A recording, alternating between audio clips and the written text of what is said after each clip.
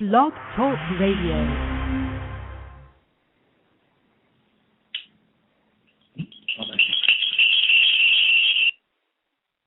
Greetings. This is Gusty Renegade in for another broadcast of the context of white supremacy. I want to begin by apologizing to everyone. Things got thrown very much off schedule because of the weather here in the Pacific Northwest. We had a pretty monstrous snowstorm that started yesterday. That would be Monday, November 22nd. Snow and ice is everywhere, which is real unusual for these parts. And it got extremely cold. It is about 27 degrees and dropping right now. It's supposed to be down to 15 degrees tonight, so it has been a doozy of a couple days for Gus and the gang up here in Seattle. But ice, blizzards, freezing temperatures were not going to stop today's broadcast, and we are delighted that we're able to have Mr. Fuller back on the program, and that he was able to be patient with the program starting an hour later than it was originally scheduled. So thank you to everybody, listeners, and our guest, Mr. Neely Fuller, Jr. Mr. Fuller, you are with us? I'm here. Outstanding. Thank you so much for sharing some of your time with us. It is always just a real pleasure to be able to hear your views on racism, white supremacy. I wanted to hop right into it. We've been having quite a few discussions about black nationalism and even what it means to be black. In your view, do black people constitute a race of people? Well, according to compensatory counter-racist logic, no. The answer would be no. Okay. Could you explain why, according to your view, according to counter-racist logic, black people do not constitute a race of people? Because they shouldn't. They were told that they were a race. Black people were told, as far as I know, with the information I've been able to acquire over a period of years, I see no reason to believe that black people ever called themselves a race. And that is the correct thing, to not be categorized as a race of people. The reason being, race is racism. The only purpose for being a member of a race is to practice racism. If you think about it logically, the only reason for being a member of a race is to practice racism. So lots of things that people can be members of, but to be a member of a race, logically speaking, would be to practice racism. Then what would racism be? Racism would be to mistreat people based on color. That's the only value that it has. It doesn't have any other value. Now, people can be members of a family, they can be members of a tribe, they can be members of a community, they can be members of associations, fraternities, sororities, just groupings maybe that have no particular name except they have a mission. So the only mission for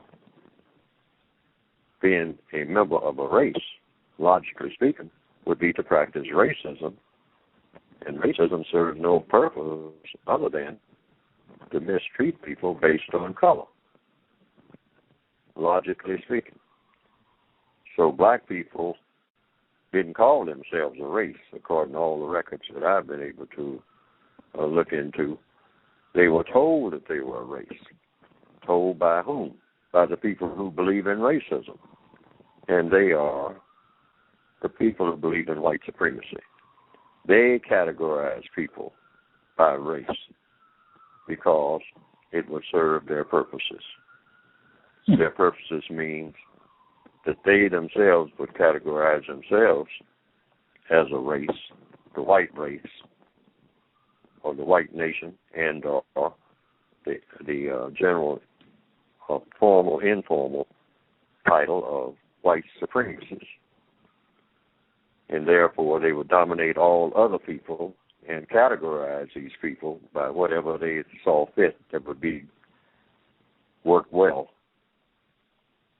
for the system of white supremacy.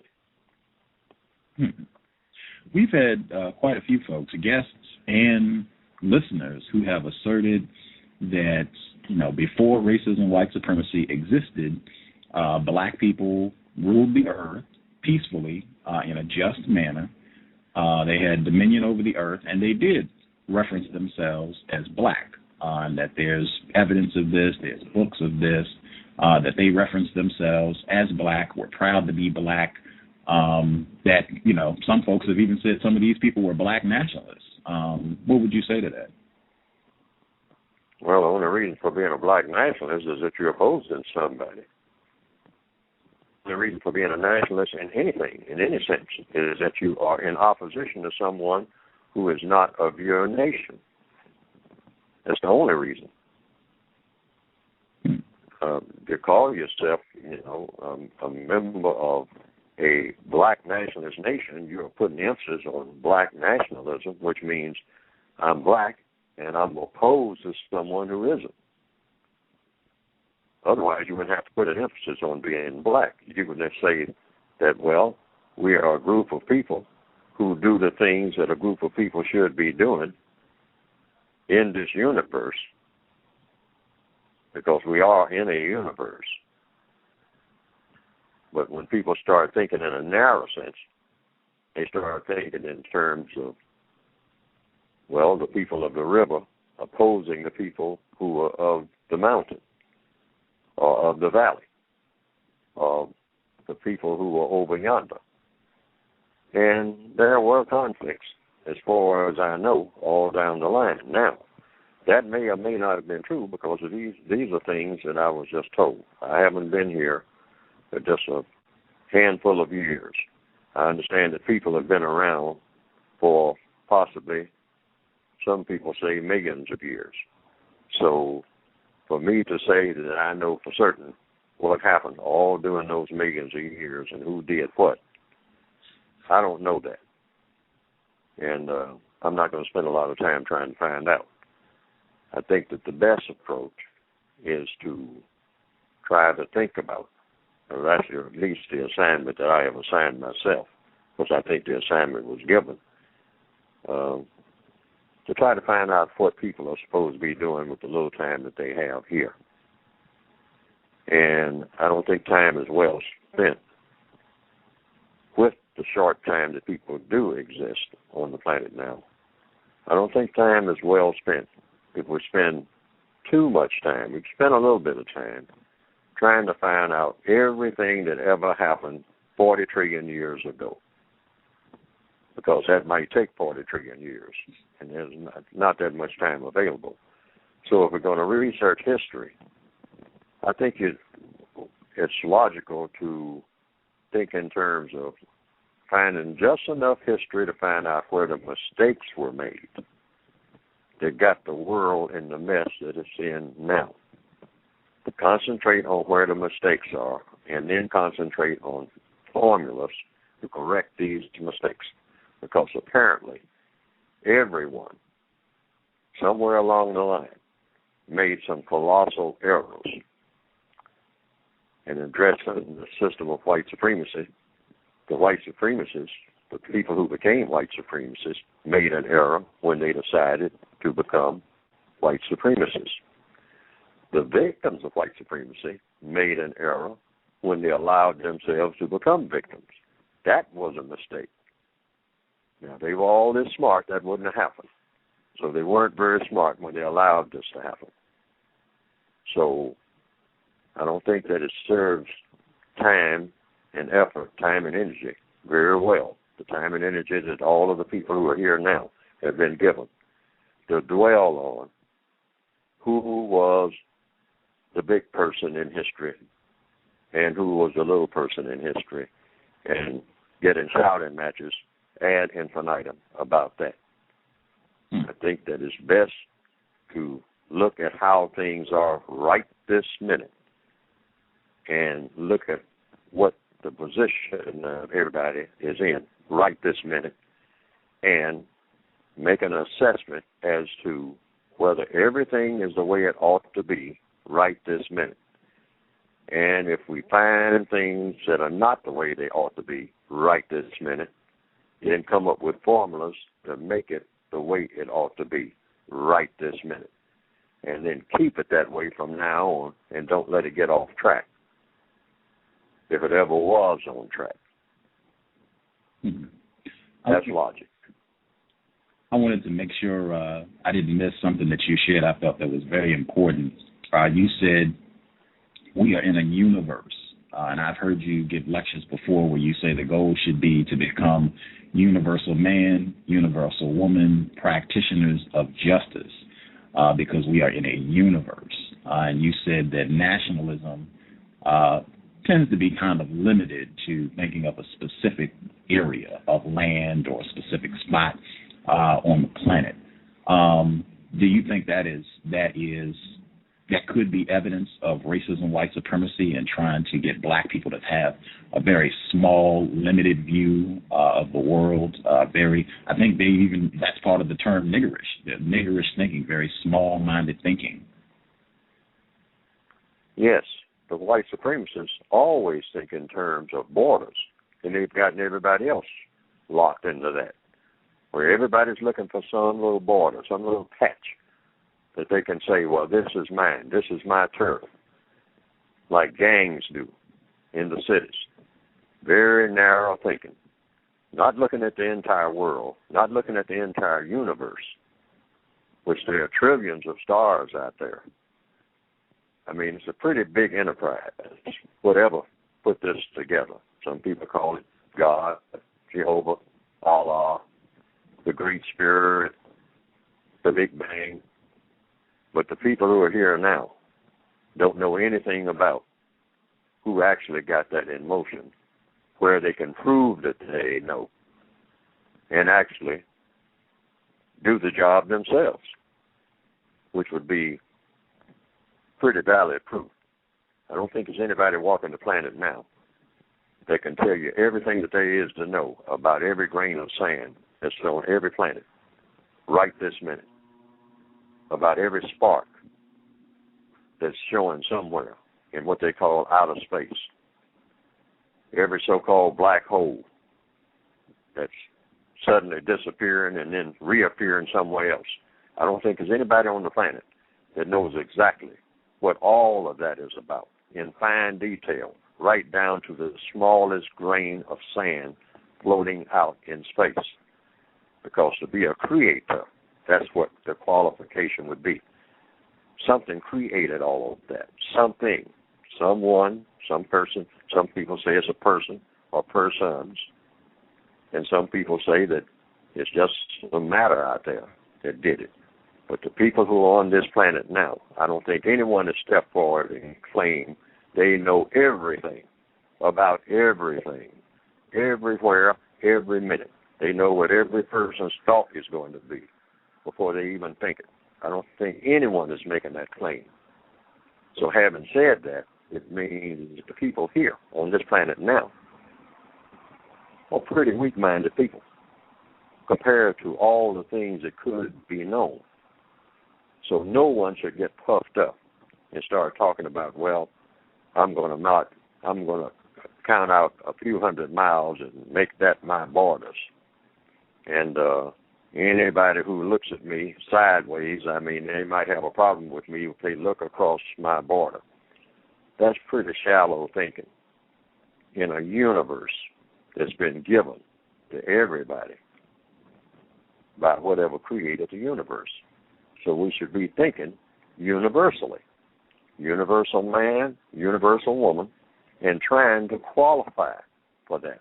Because as it stands now, no one comes anywhere near qualifying for what logically would be a universal man and a universal woman. Not one. No person on the planet comes anywhere clear, anywhere near that. First of all, they don't know enough. They're pretty ignorant people. Everybody on the planet is ignorant compared to what? Compared to all the things that could be known and understood about every grain of sand that's floating around in outer space right now. But maybe everybody is capable of doing that. We don't know. We don't know how far the mind can go. But we do know that we are not creators. We are people who arrange things that have been created by something greater than all of us. And we shouldn't forget that for 2 seconds. Context of white supremacy, Mr. Neely Fuller, Jr. I did want to check one thing, because I have heard folks in discussions on racism, white supremacy, and they said, I would like to replace white supremacy with justice, and then they believe that, black people do constitute a race, and that they would like black people to be able to preserve black culture and Asian people to be able to preserve Asian culture, and so on and so forth. Do you think, there would be a value in black people being able to preserve black culture, quote unquote, after white supremacy has been vanquished? I don't know, because I would have to ask, what does black culture consist of? What does Asian culture consist of? We're talking about justice and correctness, meaning balance between people and balance between people and things. That's justice and correctness. Justice is balance between people, which means guaranteeing that no person is mistreated, and guaranteeing that the person that needs help the most gets the most constructive help. That's the compensatory definition that I have given it. Somebody might come up with a better definition, in which case that should be adopted. And correctness means balance between people and things, other than people, but including people, rocks, trees, water, air, because all of these things are out of balance. And the white supremacists, being destructive like they are, building up to destroy, that's their philosophy, have thrown everything out of balance, and if it was thrown out of balance already, they believe in keeping it that way. They don't like things in balance. If things look like they're trying to get in balance, they will immediately move to cause a disruption, because they like disruption. They like confusion. They have proven that. They don't like things to be orderly, because it doesn't give them a lot to do. And they have to have a lot to do to keep their egos going, which is what it's really all about. That's what the system of white supremacy is all about. It's an ego trip. This idea of royalism, holier than thou. I can do no wrong. I'm right about everything. I'm mistake-proof. And last but not least, I should dominate anybody who I perceive as being about just a little bit weaker than I am. Beat up on them. Laugh at them. Persecute them. Dislocate them. Make fun of them. And call it life. And say this is the way it ought to be forever. Now, that's not qualifying anybody to be universal man or universal woman. Both the people who are doing this type of thing, the white supremacists themselves, and their victims. And their victims shouldn't aspire to do the same type thing, which we have been told by the white supremacists that that's the biggest thing we should aspire to. We should be trying to go much further than that. Make the world a much better place than it ever has been by anybody. Not try to go back to anything, because there's no record that I know about that you can go back to where people didn't make mistakes on a colossal scale. And we don't want to recycle that. Whether it's black people doing it or white people doing it or any people from so-called outer space doing it. We don't want that kind of imbalance anymore, ever, in a universe that's crying for balance. That's the logic. That's the compensatory logic. That's the counter-racist logic.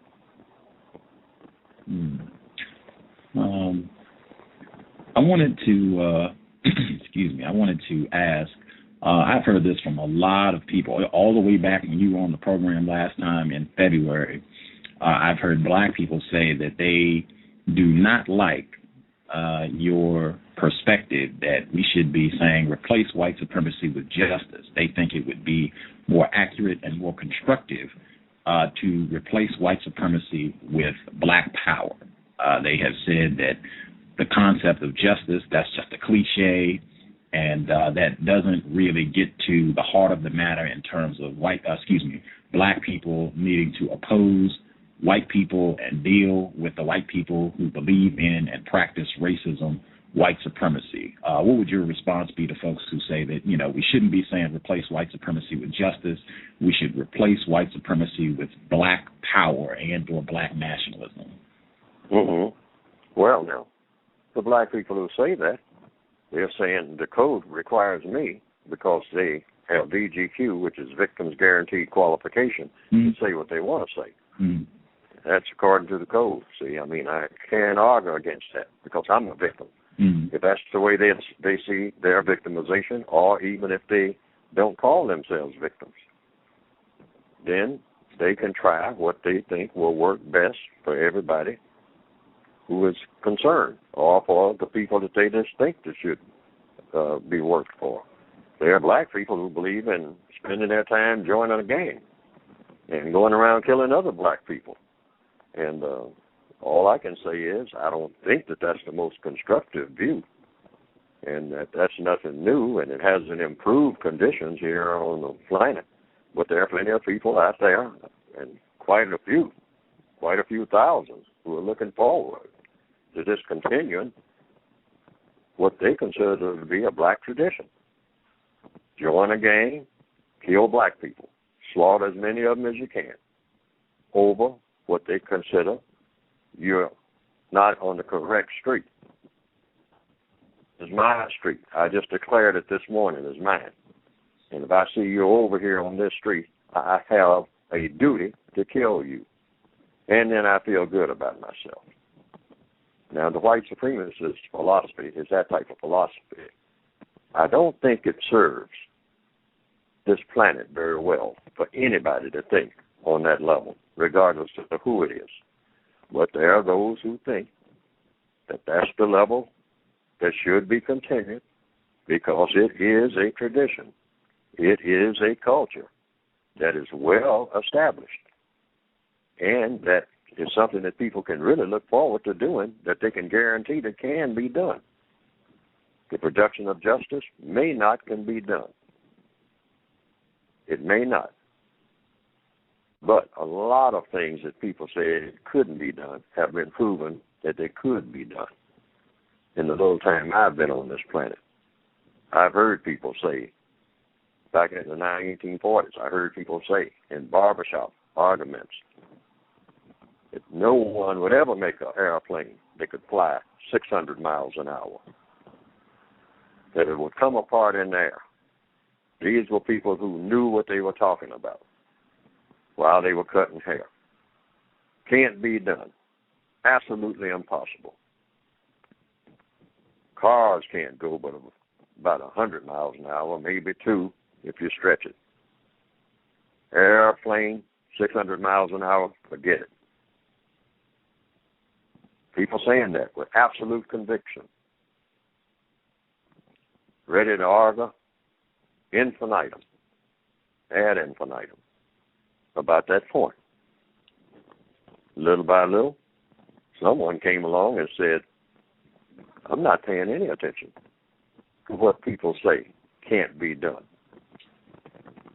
So all down through history, it's always someone who steps forward and says, I'm going to do what everybody has agreed can't be done. And I'm going to do it. And I'm going to do it in record time. And some of the people who were saying these things will get on an airplane and sit on the front seat and feel very comfortable doing 600 miles an hour, and that's the very person who said it couldn't be done. First one on the airplane. It's always happened down through history. Context of white supremacy. Again, we are broadcasting live at waronthehorizon.com and Blog Talk Radio. Check out the broadcast. Thank you for listening in. I just wanted to make sure I'm being clear. I thought I've heard you say previously in lectures that most of the things that folks reference as black culture generally can be classified as a pretty pitiful response to racism and white supremacy. Did I hear you correctly when you were referencing that? Well, I've asked people in seminars down through the years. I put the two words on the board because that's how you do things in a scientific and a structured manner so that people can at least understand what you're talking about. Yes, sir. I try to get people to understand what I'm talking about. Maybe I don't do the best job. In fact, I'm absolutely certain I don't do the best job. But I try. Now, you do things in a systematic manner if you want to accomplish things. I think that's the best way to set up some type of system for doing so. And you have details in that system. So I have put the two words on a board where there were audiences and invited people to make comments. And the two words were black culture. And then I would maybe enumerate 1, 2, 3, 4, 5, 6, and just leave blank space there. Say, okay, give me, anybody in the audience, give me 5 or 6 elements just to start off with of what you refer to as black culture. Now, someone in most places, and I've tried this in maybe a half a dozen places, it was always at the top of the list, right off the top, music. So I would put music on the board. First thing in black culture, music, M-U-S-I-C. Then I would turn around and face the audience. Okay, anybody like to try something else? Silence. That's as far as we got. And even the music was not explanatory because what's music to one person is noise to another. So what's so special about the music of black people that would cause people to do things that need doing? That would be my question. You know, if it's black music, I mean, it must be unique. But not only unique, but when you listen to it, it causes people to do things that really need doing, really ought to be done. That the world absolutely has to have it, like food. Otherwise, things are a mess without it. I tend not to believe that, even though it might be true. But things are kind of messed up in spite of it. So it must be some other elements that go into black culture. Maybe the music does help. I'm not talking against that, because I don't really have a definition for black music anyway. I've heard a lot of sounds that people call black music, but I think sound. And some sounds sound very similar to so-called sounds that other people have made or arranged. I like to call it arranged because sound came with the universe. Black people don't make sound. White people don't make sound. Sound came with the universe. So you arrange sounds. You don't make sound. You don't create sound. Sound is here. You just arrange the sounds that are already here. Unless I've been misinformed by logic. Logically speaking, sound is already in the universe. Otherwise, you could hit a drum and nothing. You wouldn't hear anything. So I don't know of anybody who claimed that they invented sound. They arranged the sounds that are already here. Now, when you hear the sound, what does the sound make you do? And like I have said in many a talk, based on compensatory logic, everything in the universe is either constructive or non-constructive. These are the two categories. There's no category in between. So if I hear a certain sound, and that sound inspires me to do something constructive, then that's what logic tells me is music. If it inspires me to do something non-constructive, like go and tear up something that shouldn't be torn up, or shoot somebody who shouldn't be shot, then that's not music, that's noise. That's the only measure according to compensatory logic or any other logic. I call it compensatory because I'm just presenting it that way. But let's go back to the board. Number one, blacker.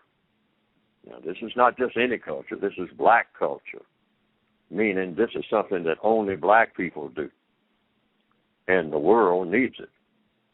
Absolutely must have it. Total requirement. Existence is nothing without it. So you put music, number one, on there. I never got any farther than that. Maybe when other people tried, maybe we can get to number two, and maybe number three, and number four. Spirituality. No audience that I have ever talked to has gotten beyond music. What about everybody talks in generalities for the most part. I won't say everybody, but a lot of people talk in generalities. They'll just say, what we need is more black culture. But nobody stops to say, wait a minute, what is it? They'll say, well, it's things that black people do. Well, I hope that wouldn't include everything that I see black people doing. With that kind of label on it as black culture, I wouldn't wish that on anybody. But let's go back to the specifics if we are going to say, now this is something that's really needed by anybody that's got any sense. So we put the music on there, even though that's argumentative. We'll put it on there anyway, and we'll get to the details later, just as a start. Then we move to number two, and that would be what? Rhythm. Rhythm. Yes, sir. Well, that's a part of music. Rhythm, you know. You don't have to have instruments, rhythm. I mean, I guess that's rhythm when you walk. You walk with rhythm. But what's the purpose of walking? And where are you going when you're walking? And what are you going to do when you get there? See, all these factors come into what you call culture, because culture is what you do at the time that you're doing it. So if you're going to put a label on it and say, hey, everybody should drop their culture, everybody shouldn't think that their culture is better than mine, because they need to stop and take a look at mine. Because whatever you see me doing, maybe you ought to check it out, because maybe that should be what you should be doing. And really, if it's really worth something, everybody should be doing it. Everybody should be copying everything that black people do. But I would not recommend that to anybody at this particular moment in history.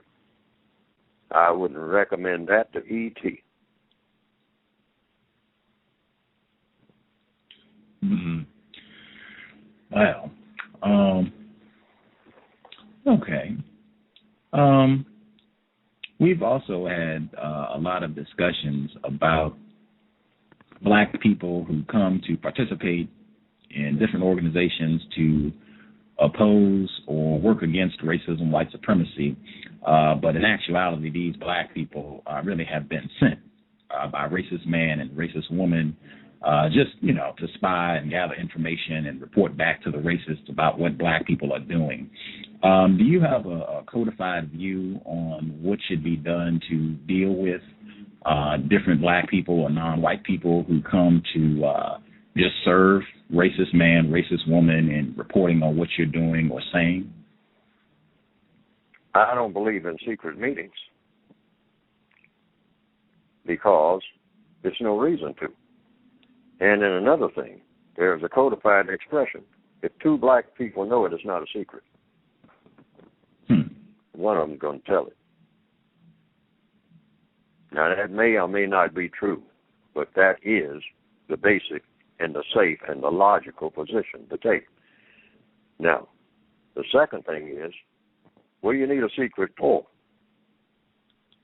You don't need secrets when you're trying to do the correct thing. You stand up before the whole world and say, this is what I'm trying to do, and this is the goal that I'm setting, and this is how I intend to do it. You tell the whole world that. Tell it to white people, tell it to non-white people. Why? Because you're trying to produce a product called justice. You're going to make an excuse. It's only when you're trying to do something that you shouldn't be doing you need secrets. The white supremacists believe in secrets because they have to be deceptive, and they have a treacherous agenda. Counter-racism is not treachery. It's cleaning up mess. And you stand before the whole world at high noon and announce it. This is where I'm going, and this is how I intend to get there. Now, does anybody have a problem with it? Because if they have a problem with it, sorry about that. I'm going anyway. Unquote. So what's all the secrecy about? Patting people down in the door and all this type of stuff, and and sneaking around behind bushes. And well, who are you hiding from? And for what? You can't hide from the people who really got power because they know where you are. That's who you pay your rent to, the white supremacists. It's nothing that you do that they don't know about or can't find out. So when they send other black people around, you're down by the riverside, and you're saying what you got to say, you just welcome them down. Any white people show up, welcome them down too. So what? Saying what you got to say. Everybody just stand up and be counted. And be counted for doing what? The correct thing. You're trying to clean up mess. Why make an excuse for trying to clean up mess? It's not logical. They say, well, people who don't want the mess cleaned up will hurt you. Well, they can hurt you anyway. That goes with the territory. You stand up and say it anyway. I mean, we're saying it now. We're talking now. We're talking the same thing. Why do we need to hide in order to say what we're saying right this minute to the entire world? Well, that's really all we're saying. Replace racism with justice. The racists allow me to do that. They can kill me in a second. But they're not likely to do it until it starts taking effect. They don't care what black people do as long as it's not effective. That's why black people love to bunch together and pretend that they're doing something great. The white supremacists take one look and say they're just doing what they usually do, blowing off steam. And after they get through talking about what they're going to do to me and get tired of it, they're going to turn on each other before the meeting's over. Because we know them. We know them. We know how they think. We know what they're going to do before they even know. Because we are greater thinkers than they ever will be. We teach them what they know. They don't know anything except what we know. And what they do know, that we know, we taught them. So we don't really have to watch them that close. We just glance at them every now and then. Not worried about them. That's the white supremacist position. That's why they're supreme. They're not amateurs. They're real pros. They're big league. We haven't gotten off the side a lot.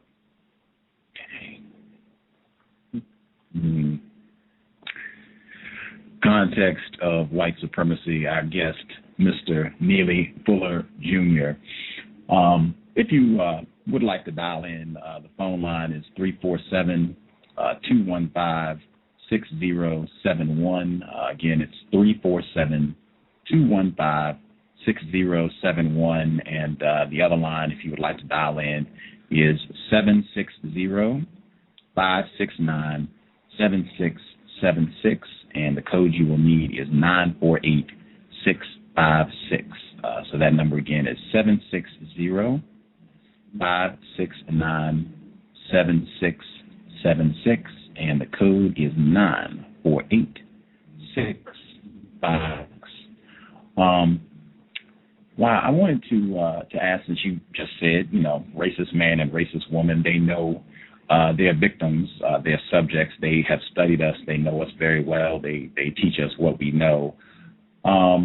Has it been your observation that black people, we spend a significant amount of time looking back, and I think even racists from time to time encourage us to look back in history to find something to work against racism, white supremacy? Have you seen that? And do you see any evidence that is going to be successful in combating racism, reaching back to pick up some things that black people used to do to try to work against racism, white supremacy? Whatever it was, it didn't work. And that's evident. Whatever it was, when the first person, whoever that was, got the idea of establishing a system of white supremacy, might have been a committee of people, might have been just one person just going around telling other people, we should start a system of racism. Somebody started it. That's evident. We see the results of it. When it started, how it started, I don't know. People argue about it. They write all kinds of books about it. I just tell the truth. I don't know. I wasn't there. I don't know the name of the person or what his cousin's name was, any of that. I wasn't there. But I've heard different arguments about it. But somebody started it, and it turned out to be the most powerful idea that the world has ever seen, the idea of racism in the form of white supremacy. It's the most powerful religious and political idea ever thought of in recorded history. Why do I say it's the most powerful? Because it's powerful now. Now, somebody might say, naturally, people have said, at one time, it didn't even exist. At one time, nothing existed. That's not the argument. That doesn't get you anything, to say at one time it doesn't exist, if you stop and think about it logically. Just suddenly just sitting down and say everything is just fine because at one time it didn't exist. That's not even inspirational, because at one time nothing existed, logically speaking. And something even brought nothing into existence. So what kind of frame of reference is that? So the purpose for studying history is to find out where the mistakes were made that brought the world into the kind of chaos like it is now. Where were the mistakes made? By whom? And try to do everything you can not to repeat those mistakes. Now, when people ask me, what is my history? I give a codified answer, what I call an argument settler, because that's what codification is supposed to be. You don't need a long argument. Just make one or two statements and that takes care of it. Not long speeches that go on and on and on and on and on. And the thing that I say is something logical and something that sounds like it's got to be true. Sounds like it's true. My history is everything that ever happened before the beginning of time and since.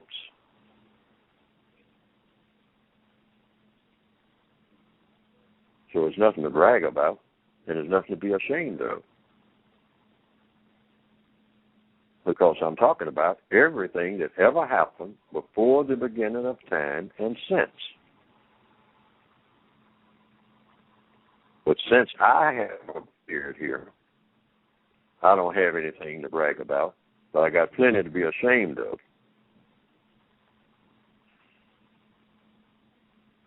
And what I should be ashamed of is having solved these problems in the time that I've been here. Because that's where that part of my history started. It started with me when I was born. But before I was born, that's my history too. Every rock that ever turned over on the moon, every shooting star that existed 80 trillion years ago is a part of my history. Why? Because it happened before I got here. It's 80 trillion years ago. That's my history. Why? Because it happened before I appeared in the universe. Now, a person might say, well, logically speaking, if you go that way, that's everybody's history. And I say, true. So now you're putting history in perspective. Yes, that's everybody's history. Now what you're going to do? History is everything that ever happened before you got here. Everything. Everybody who ever made a canoe. Everybody who ever chased a rabbit. Everybody who ever went to sleep at night. That's your history. It happened 80 trillion years ago. That's your history. Doesn't make any difference who it was that went to sleep and woke up in the morning. It's still your history because it happened before you. 2 minutes ago is your history. Anything that happened anywhere in the universe 8 seconds ago is your history. Well, maybe it might not be your history. Depends on what you want to look at, whether or not you want to put it in a box. But it's certainly my history. According to what? According to logic. It has to be my history. I mean, how can you put history in a box? History is everything that ever happened. Any kind of history. Everything that ever happened. Every cat that ever climbed a tree in 2008 is a part of my history. Why? Because it happened. And I was here when it happened. And even if I hadn't been here, if I was just born today, it would be a part of my history because it did happen. The cat did climb the tree. Now, a person might say, well, no, your history is only what you had something to do with. Well, if you look at it like that, logically speaking, how many people can look at just what they did since they have been here and say that's all of their history? Just what they did. The number of times that they crossed the street, the number of times that they caught a bus, the number of times that they drove a car. Well, if you look at history that way, you haven't done very much with the history that you have. But if you're going to include other people and other things and other environments, you're really talking about the beginning of time and even before the beginning of time. According to what? According to logic. Because if we're going to solve problems, that's the first thing we should start looking for, logic. Which is what white supremacists say is something that black people can't deal with. They say that is the main difference between a white supremacist and a Negro. A Negro is not logical. Their minds won't stretch that far. They always think in little tiny boxes.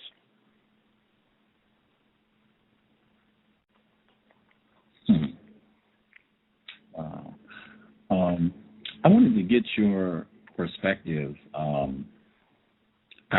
heard different folks sharing the thought that they feel that one of the reasons that we have not been more effective in placing racism, white supremacy with justice is that we have not established institutions and an actual building, an actual place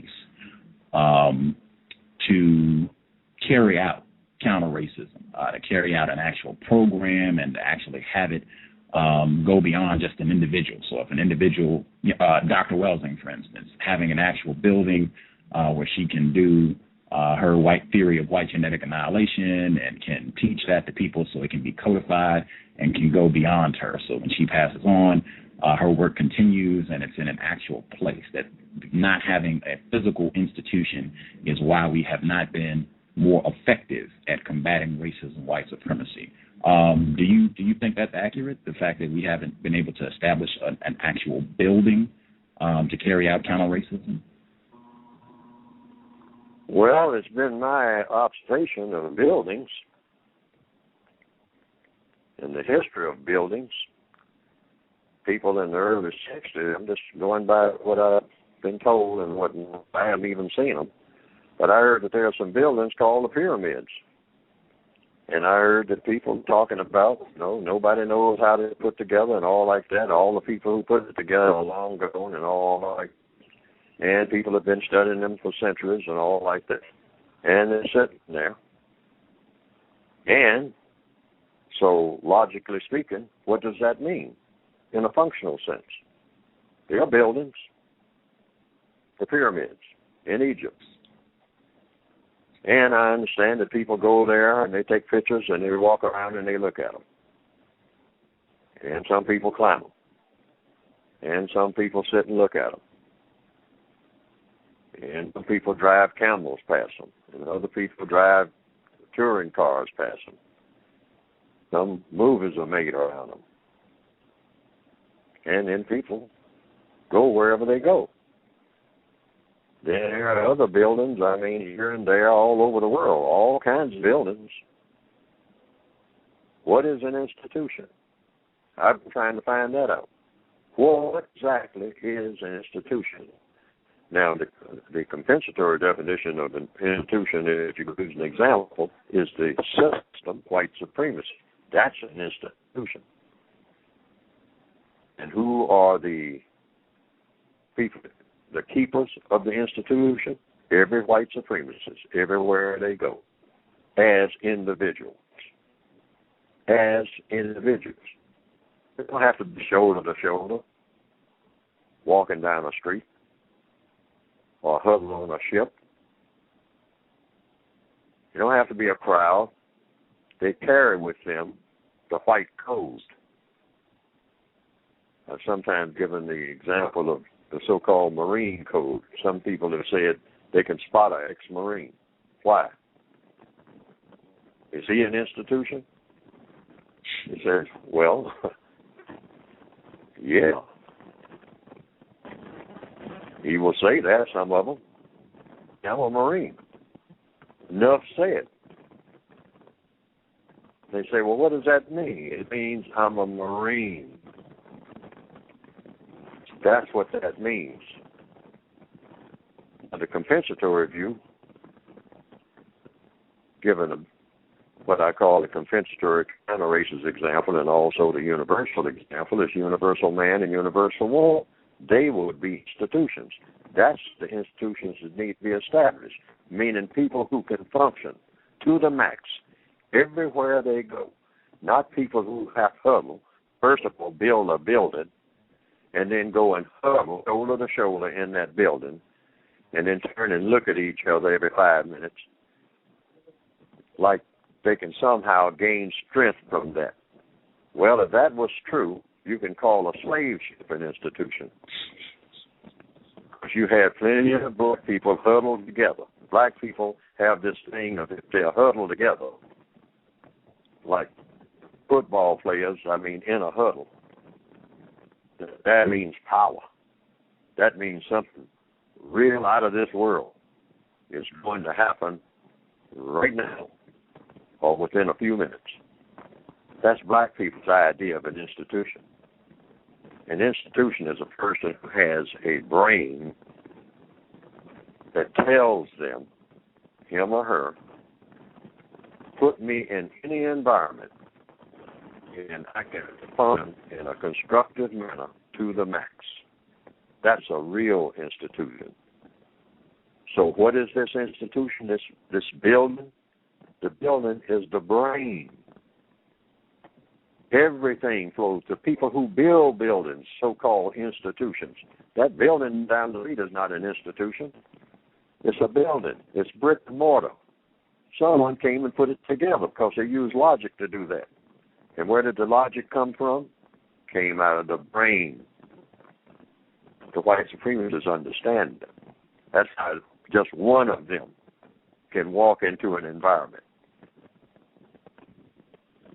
On many occasions, not in all, because some are more institutionalized than others.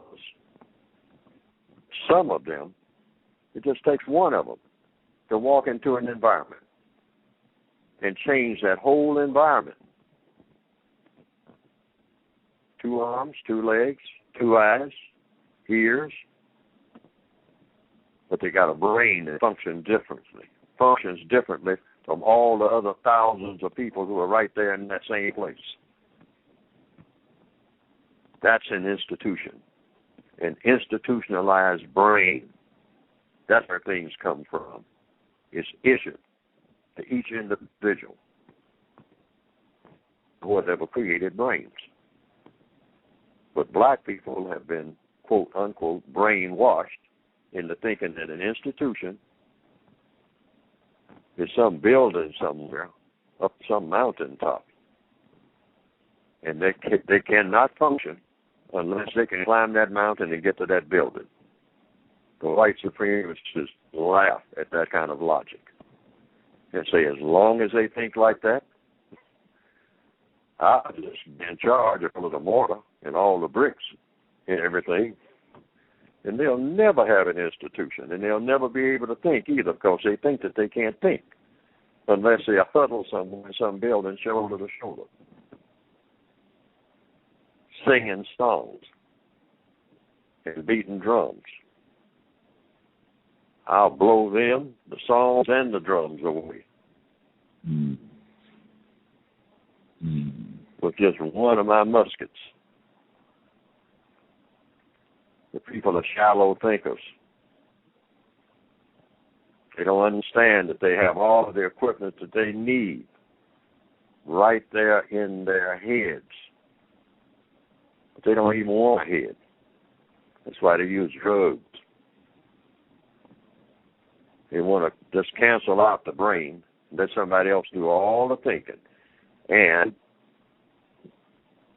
the white supremacists say, I'll do the thinking. You just do the acting when I tell you to act. So you become a robot for me, because your brain doesn't function. You don't even want it to function. You get mad at it if it seems like it's fixing to function. You're afraid of it functioning. That's why you like to walk around talking about your ancestors and talk about how great you are and brag about how you are already, not trying to improve at all. Just want to brag about what you are this minute. And what you are, what I've met you, a victim and a beggar. And you don't want to improve on that by using your brain. If somebody says anything about improvement, you start talking about how great your ancestors were. Because you want to keep doing what you're doing, which is nothing. It's a grand cop-out. A sport enjoyed by all of you people. That's the white supremacist view. And it's accurate. So far. But it doesn't have to be. Wow. Context of white supremacy, I guess Mr. Neely Fuller Jr. The institution of racism, white supremacy, is racist man and racist woman. We've even had white people come on this show and say that the problem is white people. If there was a means of exterminating all of the white people on the planet, do you think that should be done to solve this problem of racism, white supremacy? No. Why not? Because it's not logical. You don't try to commit genocide against anything that you didn't create, that you can't prove to yourself, telling yourself the truth. Now, some people say that, well, black people created white people. Well, the logic says that people, whether they're white or non-white, don't create anything. I've said that before in this very discussion. People arrange what has been created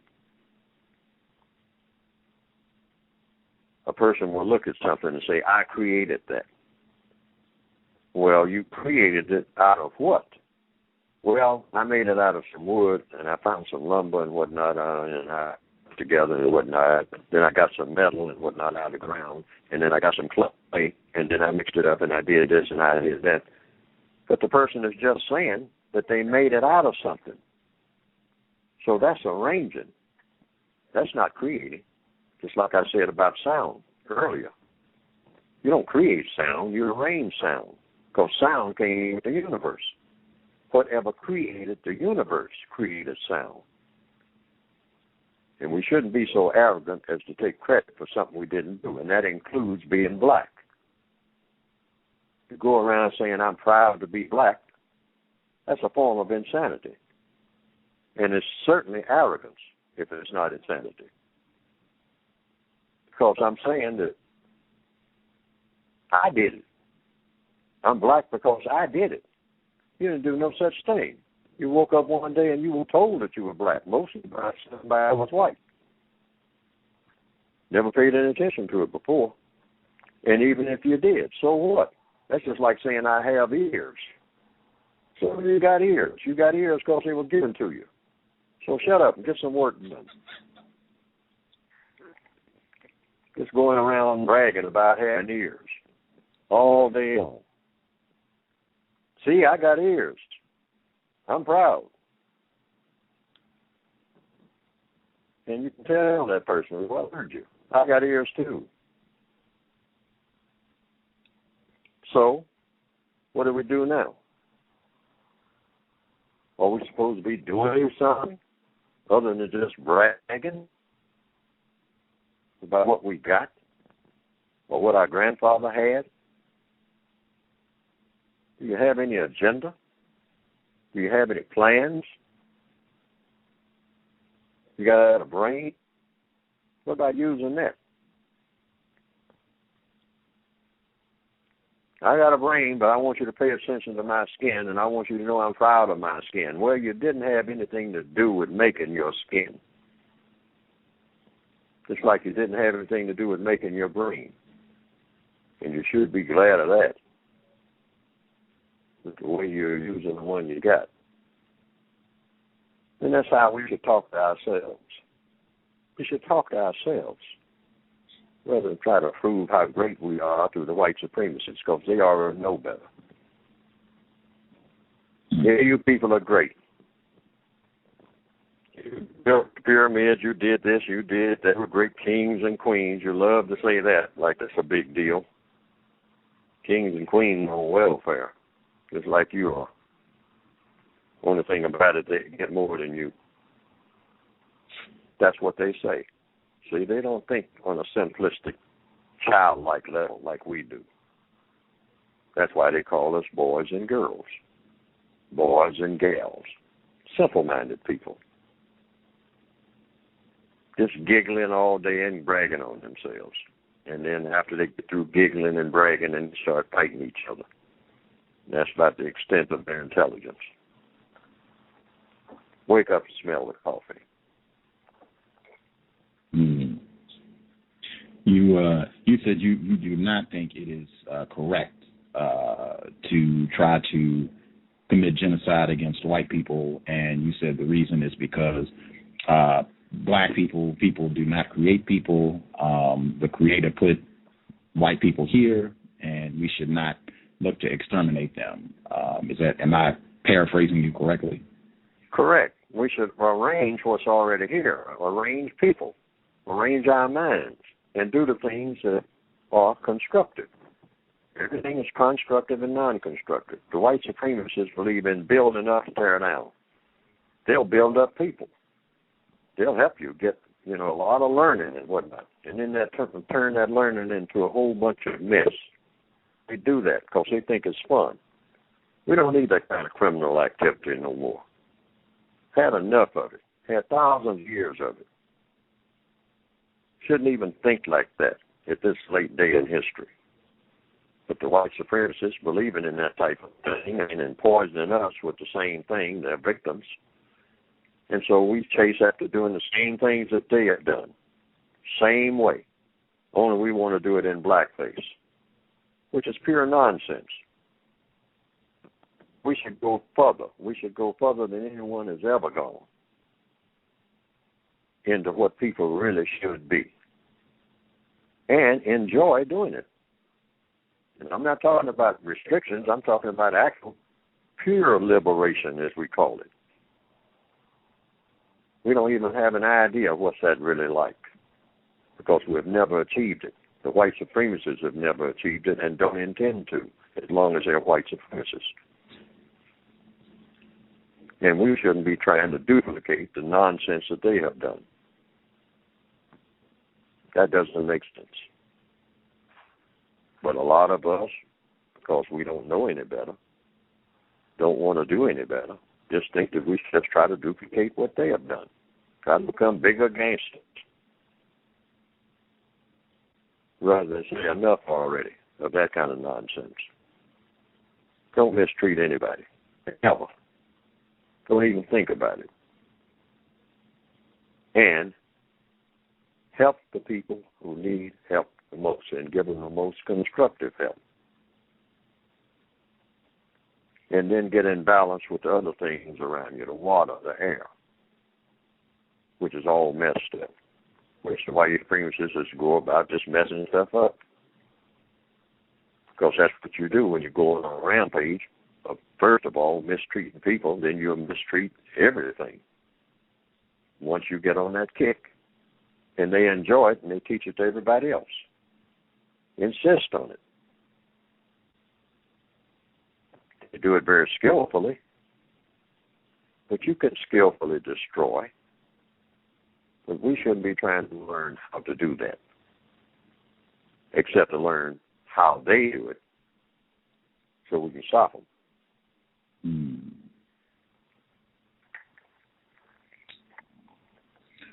I wanted to make sure I'm being respectful with your time. You said you wanted to hang out for about an hour.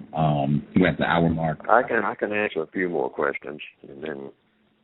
Oh, okay. I'm going to switch to the phone line if that's acceptable, because a lot of people did call. Or unless you had some more questions, either way. Okay. I do, but since a lot of people called in, I'm going to defer and let them ask a few questions since there's quite a few folks. So I'll just save mine and I'll just go to the phone line. If you would like to call in, if you want to ask Mr. Fuller a quick question, you can dial in 347-215-6071. You can dial that number, or you can dial the other number. The other number is 760-569-7676, and the code is 948656. So the number again is 760-569-7676, and the code is 948656. Person who called in, actually, I'm going to double check to see Justice. If you are on the line, Justice, if you're on the line and you would like to ask a question, your line is open. Please go right ahead. Greetings, Mr. Fuller. I believe a part of your code is to explain truth in a way that younger people can understand. I'm 11 years old.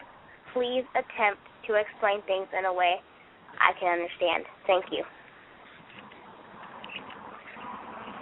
Well, thank you. Did you have a question? Yes. I appreciate your call. But were you asking me a question? I'm about to ask you a question right now. What do the definitions in your book, The United Independent Compensatory Code System Concept, a textbook workbook for thought, speech, and or action for victims of racism, white supremacy, do to replace white supremacy with justice? Okay, what is the definition? I think that question.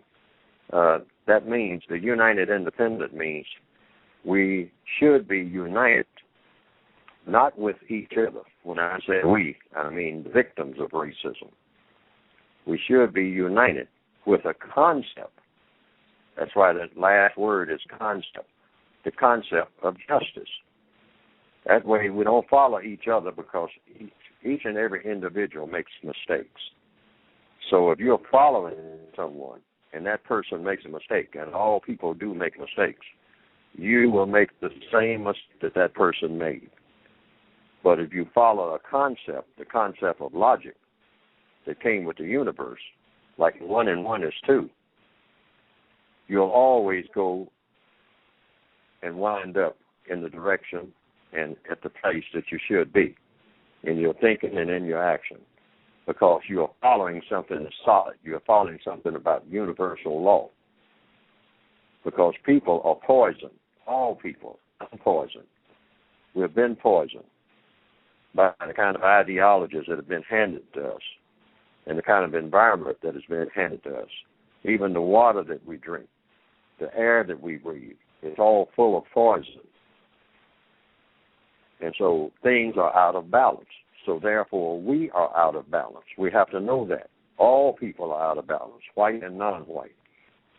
So you unite with something that will get you in balance eventually, hopefully in a very swift manner. And you're independent. Independent means you are an individual.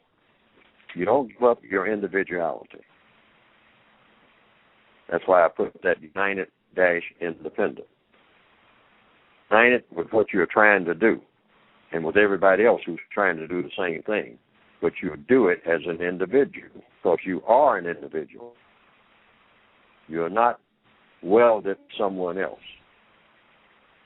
There are no two people on the planet who are exactly alike because they're not supposed to be, because everybody has an individual assignment.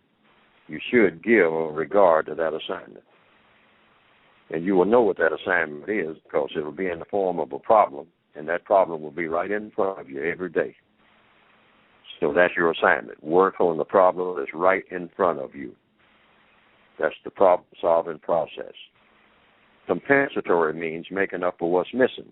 What's missing? Justice and correctness, which is what we're supposed to be trying to produce.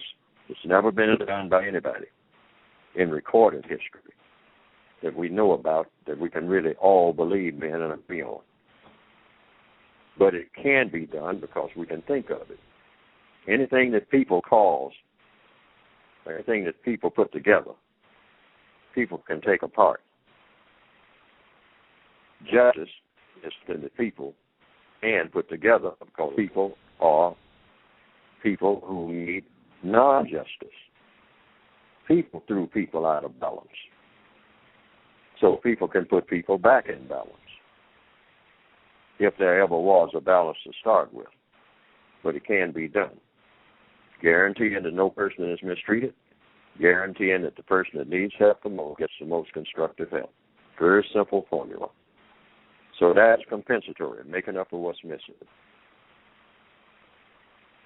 Code means, and system means, you have a set way of going about doing everything that you do every day.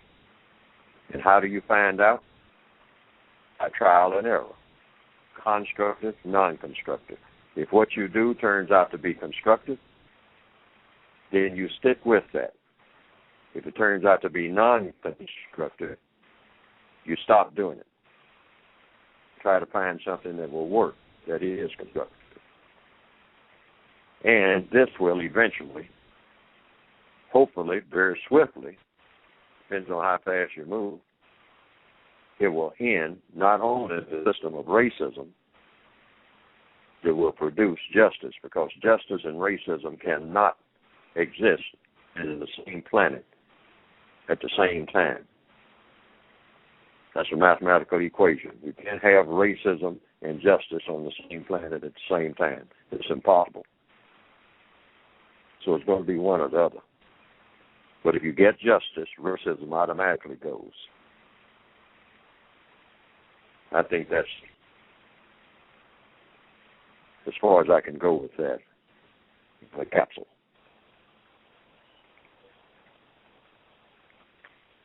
Hello? Why did you write a book about thought speech, and action? About thought, speech, and action, because when you wake up every day, you wake up thinking. That's the first thing you do. Because how do you know that you're thinking? Because you start moving. And you start talking to somebody, well, there you have it. Thought, speech, and action. And, of course, speech is a form of action. So every time you make a move, you want that move to be in one of two categories, constructive or non-constructive, and you want to be in the constructive category from the time that you get up in the morning to the time you go to bed at night. When you go to bed at night, you're sleeping. Your body's at rest, and your mind is getting a little rest from those nice thoughts that you have, constructive thoughts that you had all day. Your mind is gearing up so that you can have constructive thoughts for the next day. Things that produce a good result. Because whatever you think about, that's what you're likely to do. Some people have very non-constructive thoughts. They have destructive thoughts. So they wake up or they go to bed, sometimes thinking of making contact with people or things and doing harm. That's what they're really thinking about. And what they're thinking about is what they'll do. If you keep thinking about it, they'll probably do it because it's on their minds. If it's on their minds, something destructive is on their minds, it doesn't leave space for something constructive to come in.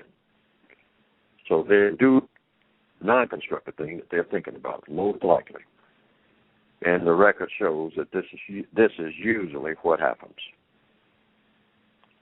So that's what thought, speech, and action is all about. First, you think about doing the correct thing. Then you speak about it. I hope that that's what we're doing right now. And then we act on what we're thinking, what we're speaking about. Thought, speech, and action.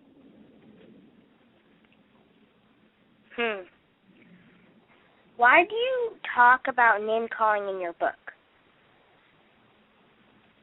Why did I talk about what? Why do you talk about it. name-calling in your book? Because people shouldn't name call. You shouldn't call anybody any name except the name that the person wants to be called. For example, if a person tells you in the morning, my name is Mary Jones, so you call her Mary Jones. You call her by any other name except Mary Jones. And maybe the next day, she might say, I have a nickname, and that nickname is Keisha. So you say, okay, Mary Jones, do you want me to call you Mary, or do you want me to call you Keisha? And she might say, call me Keisha, because I don't like me. I don't like Mary. So what do? You call her Keisha. Why? Because you always call people by the names and titles that they want to be called. Now, suppose someone calls you a name that you don't want them to call you. What you do is tell that person what your name is and ask them to call you by the name you want to be called.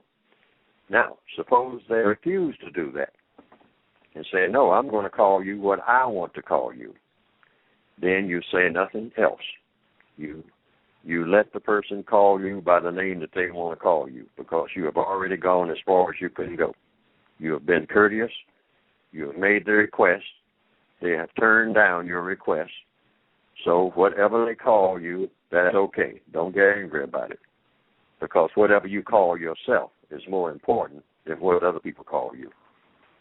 That's very important to remember for the rest of the time that you're on the planet and beyond.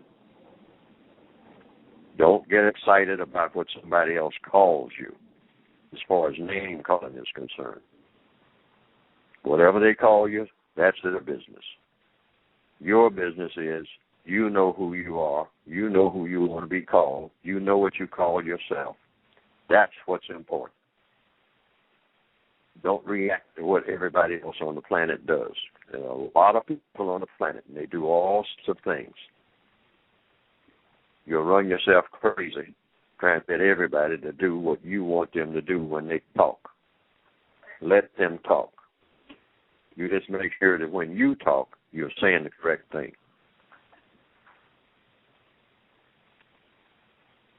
If a white person is mistreating you, how would you deal with that? Try to get away from the mistreatment. And if you can't get away from it, try to stop it by the most efficient means. Any type of mistreatment from anyone. That's what it's all about. You're trying to eliminate mistreatment. You always start by asking. You always start by asking people, please don't mistreat me. Please, I'm asking. Always ask for what should be given. And if they continue to do it, then you try to codify the best way to go about stopping the mistreatment, because that is every creature on the planet, on this planet or any other planet, any other organism. I mean, mistreatment you're supposed to be against mistreatment. You don't speak in favor of mistreatment at any time. Always speak in favor of correct treatment to everybody. Anybody who's being mistreated, you're supposed to do whatever you can. Get some help from anybody who is also opposed to mistreatment. But first thing you do is ask.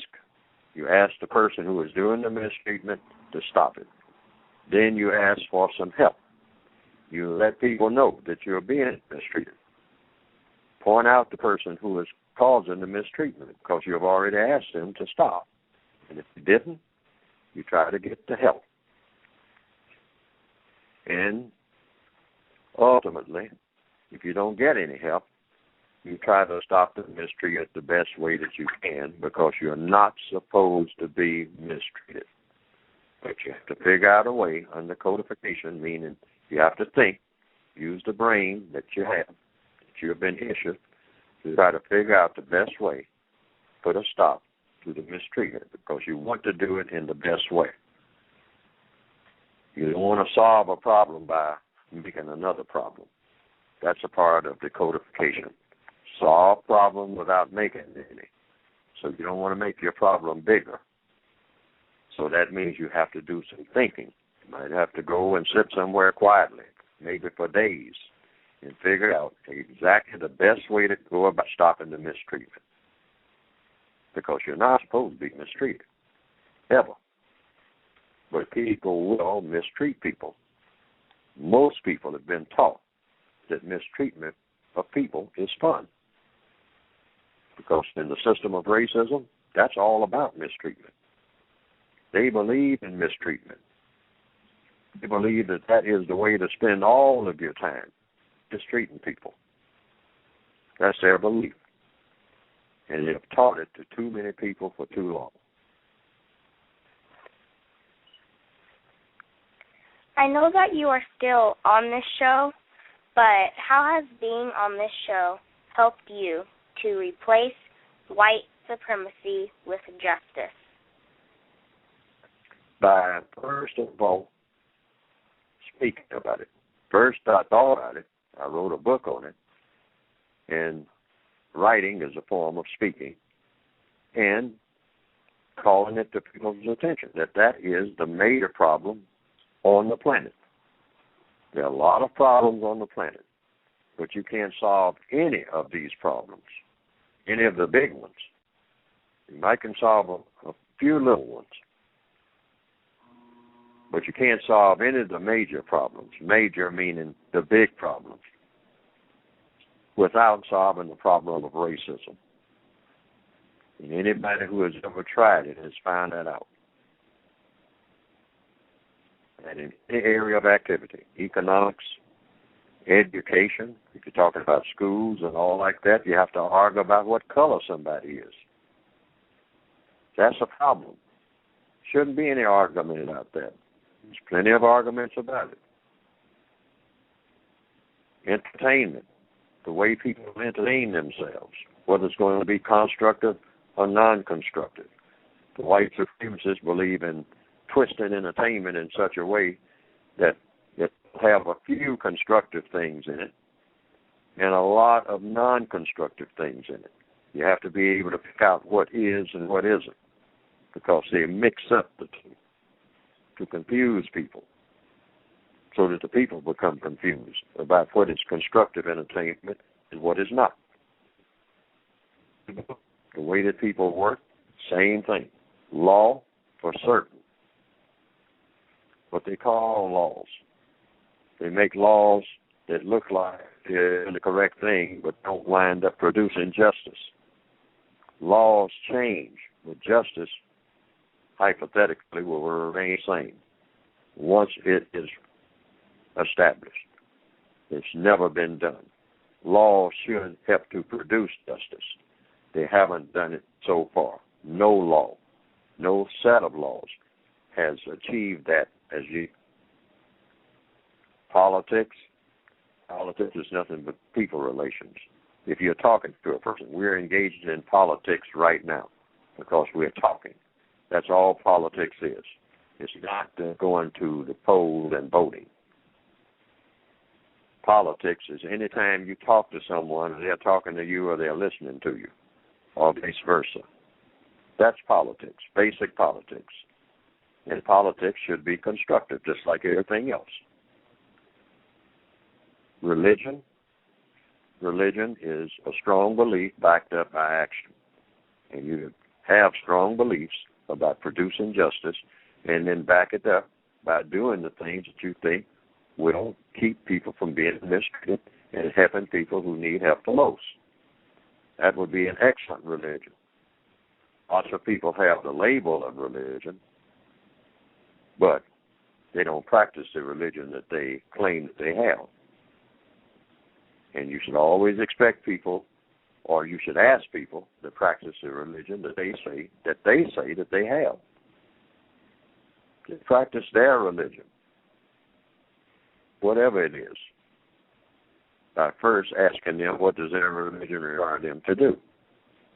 And particularly, what does their religion require them to do when they are talking to you or interacting with you or going someplace with you, so that you will know what to expect.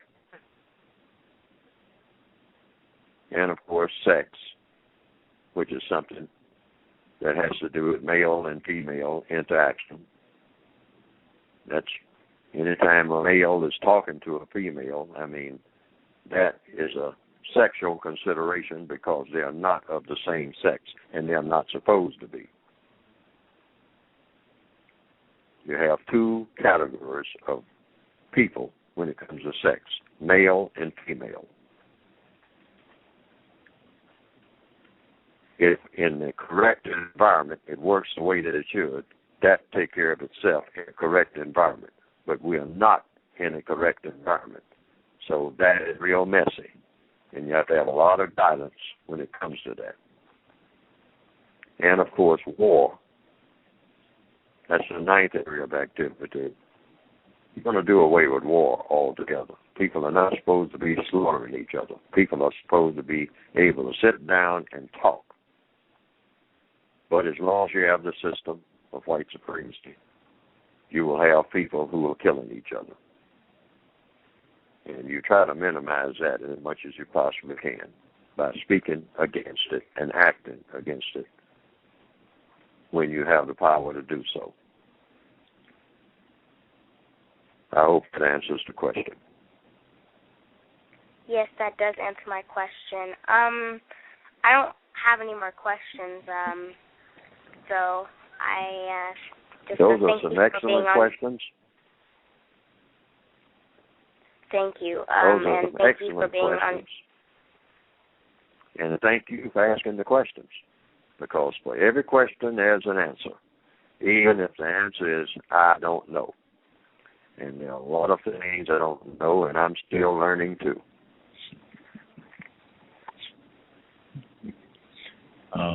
Let's see. Person who dialed in, last four digits are 5827. Thank you for holding patiently. Your line is open if you would like to ask Mr. Fuller a question. Person who dialed in, last four digits 5827. Did you want to ask Mr. Fuller a question? All righty. Person who dialed in, last four digits 7259. 7259. Did you want to ask Mr. Fuller a question? Yes, sir. Thank you for taking my call, and I'd like to also wish and say thank you to Dr. Fuller.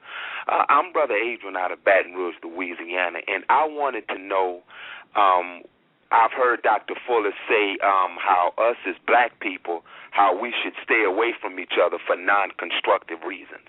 I would like to know why we should stay away from each other for non-constructive reasons. Oh, for the reason you just keep yourself. Non-constructive. Everything is either constructive or non-constructive. There's no point in looking for someone to engage in something that's non-constructive, because everybody usually winds up regretting it. And that's one of the most important things that black people can do. All down through the years, you've probably heard almost a slang expression. Black people need to come together. No, it's just the opposite. Black people need to stay away from each other until, as individuals, and when I say that, I want that to be qualified within context, until each individual black person can think of something constructive to say or do. Then it's the only time you get on a cell phone or the only time you go to someone's place of residence and visit. That's the only time. And if it takes you 10 years to think of something constructive, some constructive reason for contacting that person, well, you just wait 10 years. Because if you can't think of anything that is solidly constructive to do or say, you shouldn't even be within voice range of whoever that person is or whomever the persons are. And that includes relatives, that includes kin, that's long-time acquaintances. No contact, no conflict. That's a part of the code. You only make contact when you have a constructive plan that you know will work, or you have every reason to believe will work, because you have thought it over in fine detail. So now you make contact with this person. And as soon as you make contact, and whatever it is, whatever the reason is that you made contact, you engage in that constructive activity, and as soon as the activity is completed, even if it's something like just painting the garage, as soon as that activity is completed, do not hang around, not 5 minutes. Pick up your painting equipment, put it in the back of the truck, smile and wave, and say you had an excellent day, it was lots of fun, and I'll see you next time. And go. And don't come back until you have something else constructive in mind. And everybody should do you the same way. Now, what will this do? If this was done all over the world, even as we speak, most of the problems that black people have, we would be almost over the top in solving them. Because what would that mean? Logically speaking, that black people are about constructive activity. Otherwise, they don't even come in contact with anybody unless it's about something constructive. They deliberately do this. Why? Because we know that we all carry poison. If we're just hanging around with no constructive agenda, all of that poison is going to slowly come to the surface.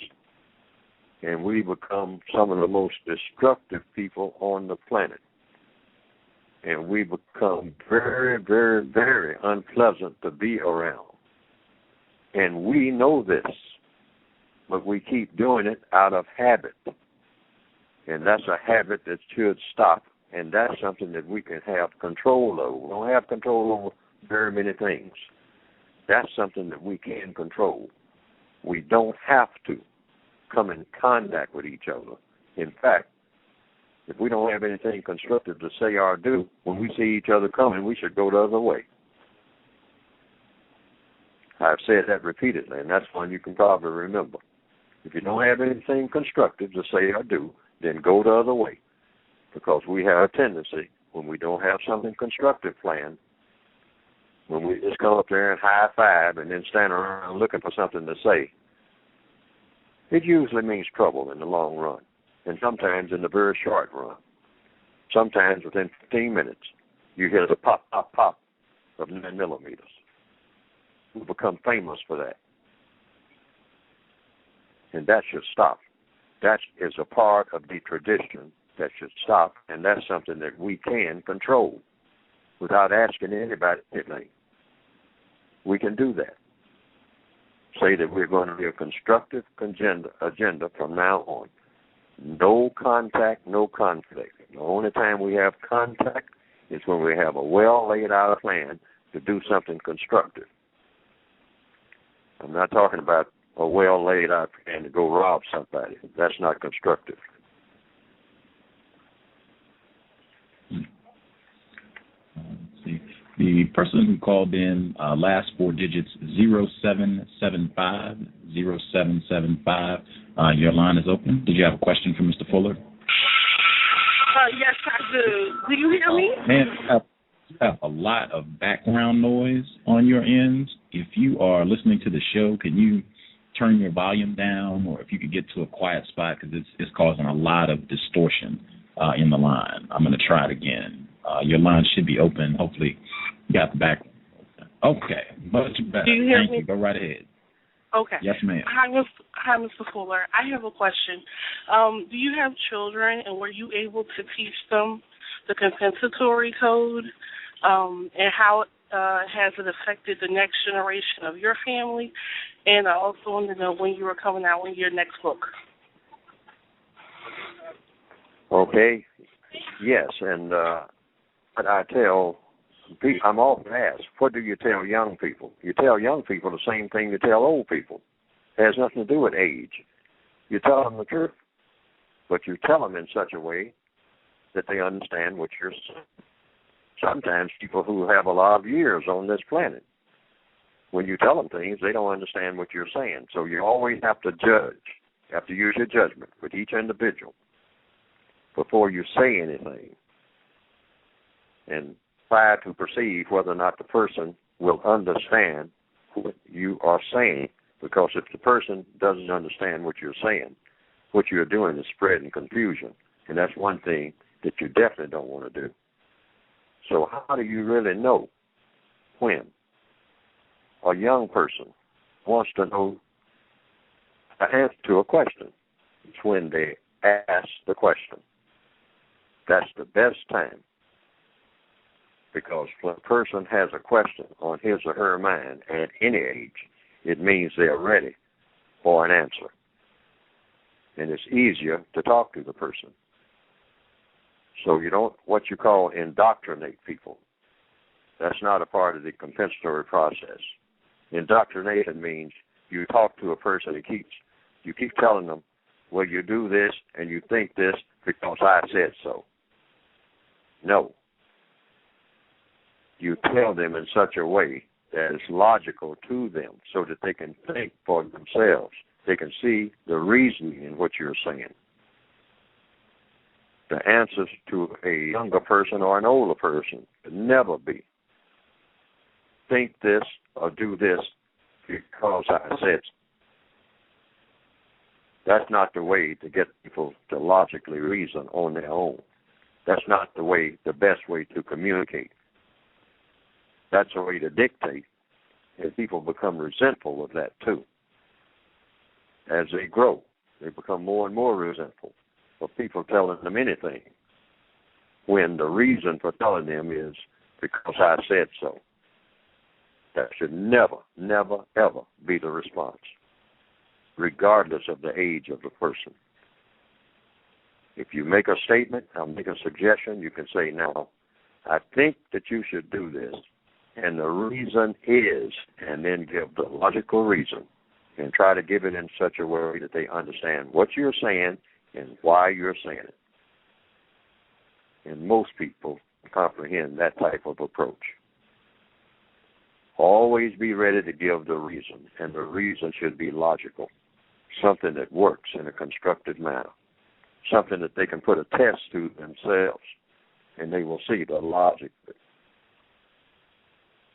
That's the procedure. People of any age, I want to emphasize that, doesn't make any difference. And it's best to tell them when they are in the questioning mode. When the person asks the question, that's usually when they are most receptive to receive an answer. And now, the second question was? Your book. When is your second? Oh, the next book. Yes, sir. Well, it's in a compensatory fashion. I'm always working on it and trying to get out a word guide sometimes early next year. That's a word guide. You know, that's like I had in the book that's out there now. It has a word section. I'm going to put out a word guide where I'm more specific and I have a lot more words that I have presented in there. And then the updated version of the current book, I hope to have out sometime late next year or early the year after, because it's not easy to produce codified material, not for me. And it's easy for some people. Some people can be very what you call prolific. I am not prolific at all. I move very slowly, in my writing and in my thinking. I'm a very slow thinker and a very slow learner. But I try to get there.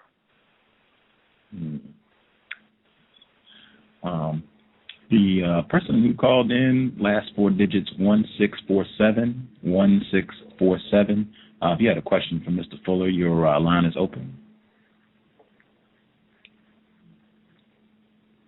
1647, last four digits, 1647. Did you have a question? Okay.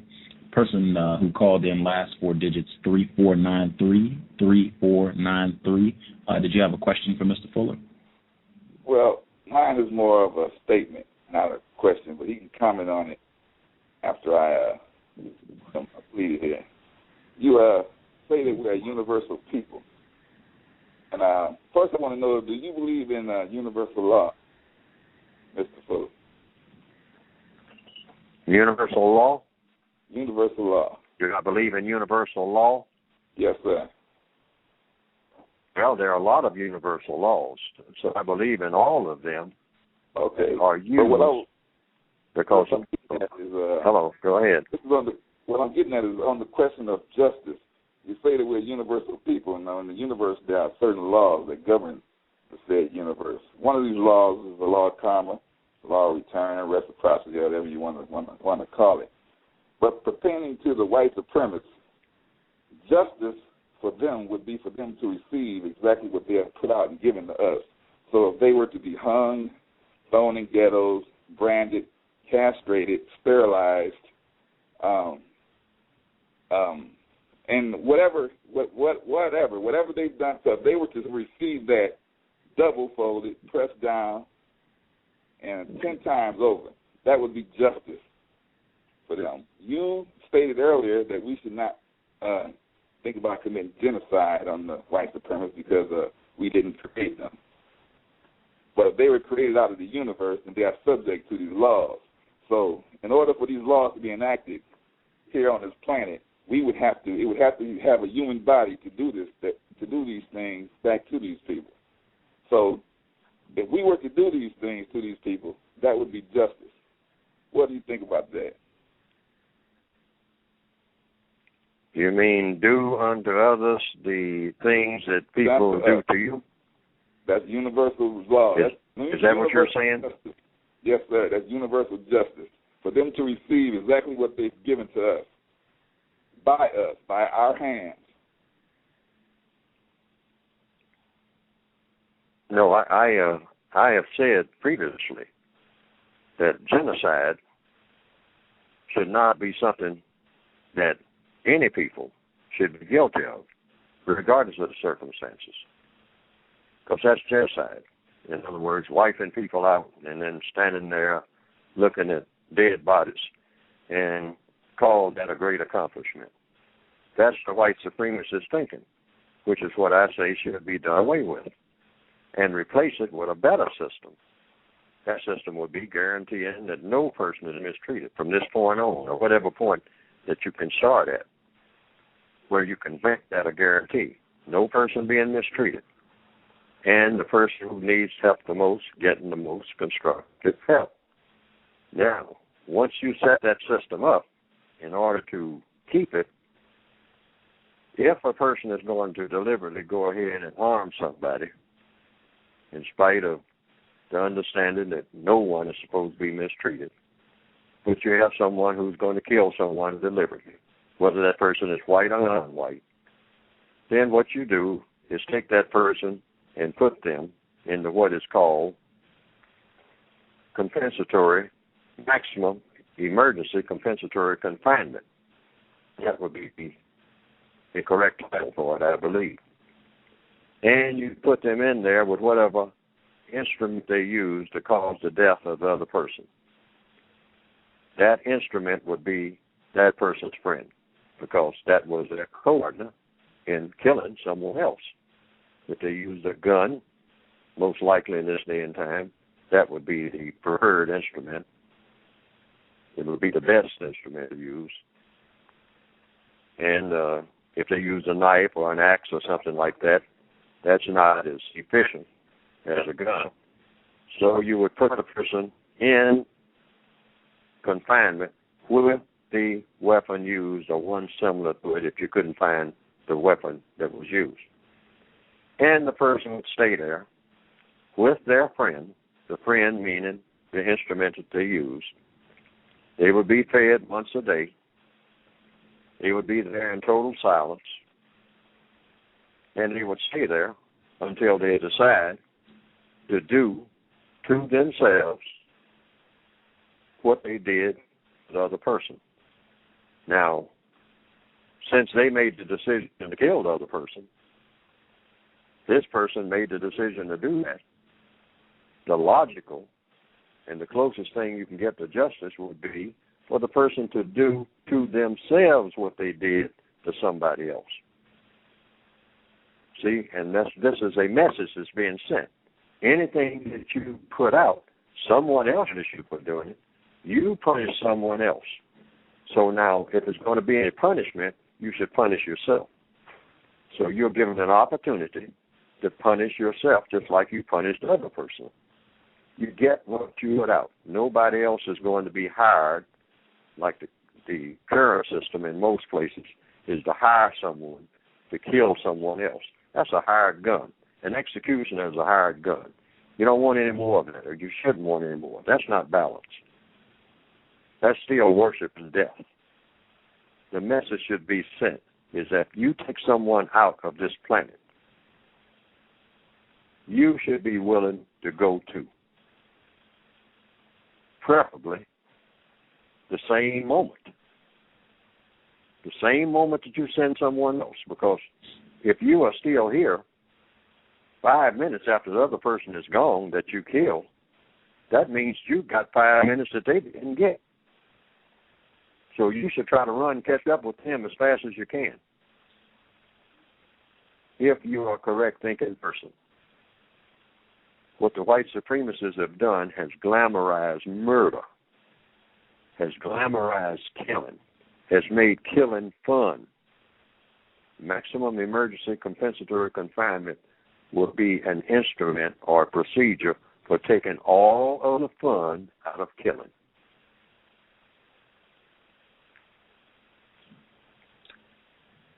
The person who called in last four digits 7012. 7012. Did you have a question for Mr. Fuller? No, thanks, Gus. I was just listening. Thank you, Mr. Fuller. Thank you for coming on. Thank you for listening. Yes, thank you. And I have just a few more minutes, and then I'm going to have to depart, but I will take maybe another question. Okay. Mr. Nero, if you have a question for Mr. Fuller, your line should be open. Greetings. May I be heard? Yes, sir. Oh, wonderful. Well, thank you, Mr. Fuller, for coming on the Cows. It's always a pleasure, as well as informative to listen to you, sir. I do have a question. One of the things you brought up, I missed most of the show, but correct me if I'm wrong, because I'm not that smart. But is it logical for me to suspect whatever created white people is also a racist? Whatever created white people is also a racist? Yeah, is it logical for me to suspect that? Yes. No, I wouldn't think that, because the land can make choices. Whatever created white people also created non-white people, black people. All people do things they shouldn't do. So we could blame the Creator for making a mess of the universe that was created, but then we would have to say that the creation itself is a mess, and the creators, the Big Bang, Jehovah, Allah, God, the Great Spirit, is a mess maker. We could say that. There are some people who believe that. But experience has taught the people on this planet that there are things that can be done by people that do make sense and that are constructive. People have proven that they are capable of doing something that is constructive. And they are capable of doing many things, and they have certainly proven that are vastly non-constructive. So I don't think that, just considering the time that we have here on the planet, we don't even have to think about what the Creator may have had in mind with the kind of things that we are looking at. But we can think about what is the best way to go about doing things with the few days that we have here on this planet that we have been given, because it's all. So we can put it in those two categories. We do know about the categories, constructive, non-constructive. So when I figure out how we can build institutions to curse the Creator, we can just figure out and use that energy to figure out how to improve ourselves in interacting with each other in the environment that we have been given to produce constructive results. Because there is reason to believe that you can do some things that are going to produce constructive results. And we should emphasize that with the little time that we have. The average person spends less than 100 years on this planet out of all the trillions of years and quadrillions of years, if you speak of it in terms of years, that have passed down through what we call time. So with the little time that we have, we might as well make it pleasant, make it constructive, because we can do that. And don't waste time and energy trying to figure out and spending a lot of time arguing with each other about whether or not we should gang up and try to figure out a way to do a job on the Creator, or do a job, or continue to do jobs on each other, simply because that's been our pattern. Just try to do something that is better. Take a choice each day of doing something constructive rather than non-constructive. I think that's the best way. Don't waste a lot of time, because that would be wasted time. trying to get an army together to go against the Creator. I don't think that would be a constructive project. There are people who might disagree, but that's their choice to make.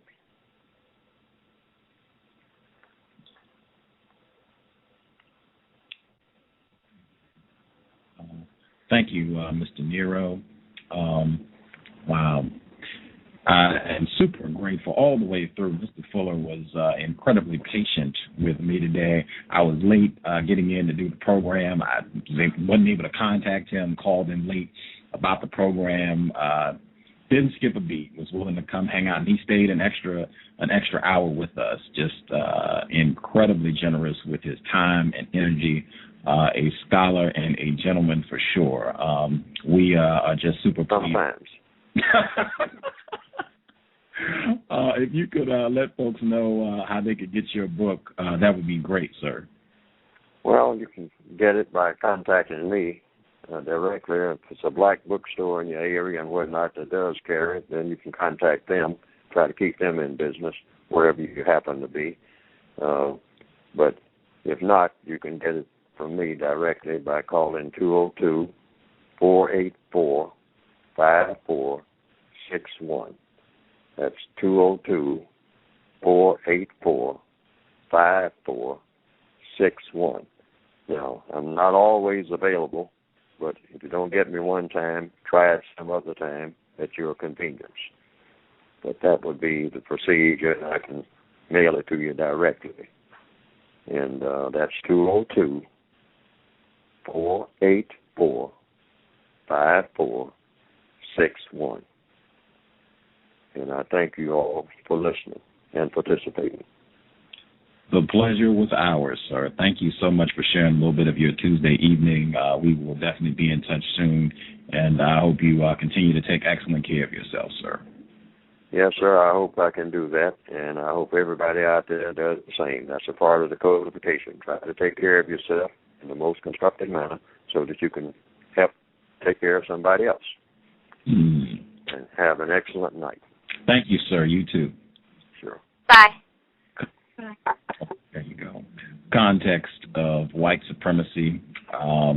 Thank you, and I thank the listeners. I was telling Gene yesterday, program, I'm not that nice of a person, and I think I've shown that to folks who've been listening in Blog Talk Radio, and I was telling them I don't know if people at War on the Horizon, since we've been simulcasting, if they had caught that yet, and he said, I think they have, but thank you, everybody, for being patient today.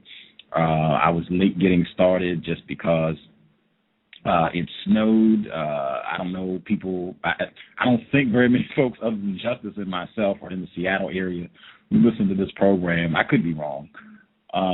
But it snowed here, and it got extremely cold. It normally doesn't snow a lot in this area, and it's normally not super, super cold in Seattle, even though it is pretty far north. But it is freezing up here. It was 27 degrees when the show started, and it's dropped 6 degrees since the broadcast began. So it is freezing cold. I've been under heated the whole program. That was why the program was late starting. It just took forever for me to get settled because everything was all chaotic. People are I grew up in the South, and people kind of do the same thing in the South here when it snows. Like everyone bum rushes the grocery store and buys up everything, and it's just crazy, and you can't get around anywhere, and it's snow all over the streets, and it's just been real hectic. So that was why we were late beginning. Thank you all for being patient. I hope hearing from Mr. Fuller was worthy of your patience and the delay in the broadcast. I got swamped when I was able to get settled and get my computer on. I was swamped with messages. No one asked, if Gus T. Renegade was safe, killed, murdered, racist, white supremacists had done anything. It was just, where's Mr. Fuller? Where's Mr. Fuller? I thought we were supposed to have him on the program. But, yeah, at any rate, it's very cold. I'm trying to stay warm. Pray for me if it's not too much bother. Other than that, we have a program with Dr. Welsing, Thanksgiving Day, so-called Thanksgiving Day. That is the next broadcast, Dr. Frances Cress Welsing, her 7th visit to the context of white supremacy. That will be Thursday, November 25th. 8 p.m. Eastern, 7 p.m. Central, 5 p.m. Pacific. Dr. Francis Cress-Welsing, that will simulcast as well, War on the Horizon and here at Blog Talk Radio. And directly following that program, the Irritated Genius Southeast will be on the program. We'll be discussing exactly what Mr. Fuller was talking about, genocide against white people. I think he'll probably have a different perspective, BGQ. We'll be discussing that immediately following Dr. Francis Cress-Welsing. That will also be this Thursday, November 25th, so-called Thanksgiving Day. I'm looking on Friday, November 26th, to having a black female forum where they can exchange views. We had black males on back in June. I'm trying to do black females this Friday. This Friday at showtime would be 10 p.m. 10 p.m. Eastern, 9 p.m. Central, and 7 p.m. Pacific. If you think you would like to participate and you're a black female, you can shoot me an email address. You can shoot me an email, untiljustice@gmail.com. I would like to have all new folks. We had female victims of white supremacy before.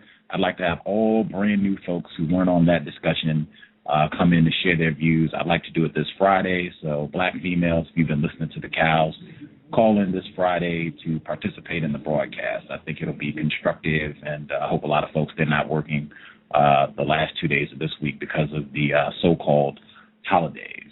Final note I wanted to get out. This program, I got help in making things happen today. Moving Ninja, who is a non-black, non-white male, was very helpful in Gus being able to navigate the snow and frigid temperatures to make the broadcast happen. Thank you very much for the assistance, Moving Ninja. He might be stopping through to share his views on an upcoming broadcast as well. On that note, I'm going to make sure I support War on the Horizon and get folks to donate to support the play 1831 Turner Street that's coming up. Oh, Khadijah, she said she did leave a message. Some folks said that they did comment for my safety or what have you. Thank you. Appreciate it. I noticed most of them were not that. Most of them were, where is Mr. Fuller? We're trying to hit Mr. Fuller. That was most of what I saw. But thank you, Khadijah. Super supportive. Appreciate it. As I said, I am going to make sure I support War on the Horizon before we ride. We'll be back this Thursday. You can get the whole family around to check out Dr. Francis Cress-Welsing. Should be constructive. Always a pleasure to have her on the program. This will be quite a little stretch here to go from Umar Abdullah Johnson yesterday, Mr. Fuller today, Thursday, Dr. Welsing and Irritated Genie, and the round table this Saturday should be a nice little stretch of broadcasts here at the Context of White Supremacy. And tomorrow at War on the Horizon, King Samir, he will be broadcasting Field Marshal for the new Black Panther Party. He'll be broadcasting 7 p.m. Eastern, 6 p.m. Central, and 4 p.m. Pacific. You can tune in live at waronthehorizon.com. I am going to get warm and have tea. Hope it doesn't snow again. Stay warm. Take care, and we will be back later this week. Context of White Supremacy. Replace white supremacy with justice immediately. Oh, wait a minute. Justice. If you're still there, Justice, forgot. If you want to give out your email address or if you have any thoughts you want to share, please feel free. I don't have any thoughts, but I just wanted to say that it's freezing cold where I am. Icy cold, and it's snowing, and the lights went out, and yeah, it's freezing. Oh. Yeah. Is it actually snowing where you are? Yeah, it's snowing. It's supposed to be 9 degrees tonight. So. Man, it's supposed to be 50. We're both in Washington State, but we're not in the exact same area. So she's a little bit further away from me, so we don't have the exact same weather, but it's pretty close. It's supposed to be 15 degrees here in Seattle tonight. It has not snowed at all today, but it has been very cold. It didn't get above 30 degrees here today. So all of the snow that dropped yesterday is still here. None of it melted. And it looks like the people that, the white people that are supposed to be in charge of cleaning the streets, it looks like they did a very poor job of removing the snow because all of that stuff is still on the ground. So, yeah, it's, man, I hope the power is corrected quickly because I know it can get real cold when the power goes out. So I hope you get that taken care of really, really fast. Man, do you have good groceries and all that stuff? Are you straight on that? Yep. But the power went out a few days ago, but it didn't come out the power didn't go out today. Oh, but okay. The so you have power pretty now? deep. Yeah, we have power. Okay. Oh, okay. That's good. That's good. Wow. Man, oh man. Yeah, we are. It got real serious out here really quick. It's not even winter yet, and that's why the program was late, and that's why, that's what we're dealing with out on this end. So I'll amend my statement. Pray for Justice and Gus if it's not too much bother. Man, 9 degrees. I'm glad. I'll take my 15 over your 9. I guess I won't complain too much. Man. At any rate, I hope folks out there, you all are having slightly better weather, warmer, and tune in this Thursday. Hopefully Justice and Gus will have thawed out and will be warm, and it will have stopped snowing by then, and, things will be better. Replace white supremacy with justice, and, warmer weather. We'll be back on Thursday. I'm going to support Warm Horizon as we ride. Oh, your email address. You want to give me your email address? Sure. justice.asap@yahoo.com. Again, justice.asap@yahoo.com. And I hope the snow doesn't Thank you stop. kindly. Oh, that's young people. I used to be like that too when I was young. I'm old and I don't like cold weather. I'm tired of the snow already. I want it to be gone immediately. I'm trying to get out of Seattle. I'm hoping to be in California before fall of 2011. Cold weather sucks. I don't want snow anymore. I don't want ice anymore. I don't want anything below 45 degrees. So hopefully this will be my last winter in Washington State and one of my last times seeing snow. This will motivate me to put that energy out there. If anybody can help get Gus T. Renegade back to California, specifically East Bay, that would be great. I'm tired of this. The cold weather sucks. I'm not young anymore. I've seen white people, they were outside making pink and blue snowmen yesterday. I'm not down for any of that. I don't want to play in the snow. I don't get down like that. I need 45 and up. So, Did you get to make any snowmen, Justice? You said, again, I'm sorry.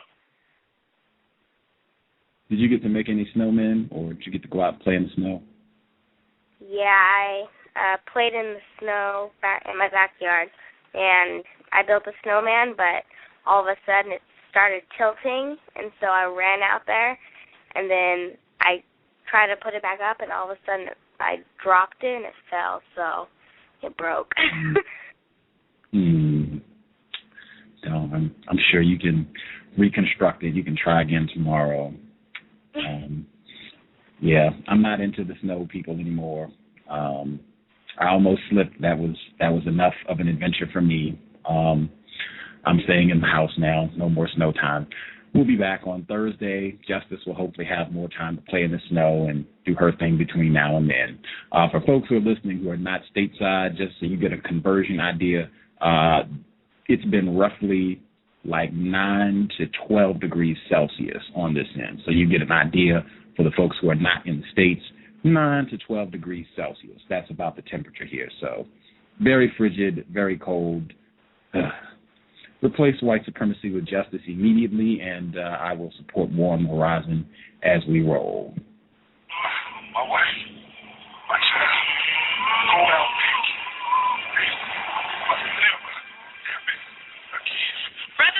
Sisters, in honor of Black History Month, the first African insurrection musical in history is coming to Washington, D.C. That's right, One Horizon, in conjunction with Kamaki Industries, is bringing them Memphis boys, Brothers Keepers, to Washington, D.C. to do their nationally acclaimed play, 1831 Turner Street, on the life and times of the prophet Nat Turner. 1831 Turner Street is a place set in the modern climate of Black America. An elder meets a young brother and sister who are headed in the wrong direction. He steps in and provides parental guidance by teaching them about the life and times of Nat Turner the prophet. Black family, you'll laugh, cry, sing, and dance throughout the entire production. This play is for the entire Black family. Adults and children alike have agreed that this is the single best production they've ever seen live.